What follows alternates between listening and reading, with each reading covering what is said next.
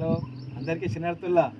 ఇగో మేము అట్టు నానేసినాం, 3 రోజుల కింద అట్టు నానేసి ఇక్కడ మండే పోసినాం. మండే పోసుకుంటే ఇట్లా 3 రోజులకు మొలకత్తది. ఈ మురకశిలలో మొలక అలుక్కుంటే మనకు వర్షాకాలం ఫస్ట్ పంట అన్నమాట. అందరూ రైతులు ఈ యొక్క రైతు పౌర్ణమి నాడు మనకి మండే పోసుకుంటారు ఎక్కువగా. ఎందుకంటేనేమో అందరూ మూట బొక్కలల్లా మొలక ఈ మండ పోసుకుంటారు. ఇప్పుడు ఏంటంటే ఎక్కడ ఎవరెవరికి ఎట్లా అవైలబుల్ ఉంటే అట్లా పోసుకుంటారు.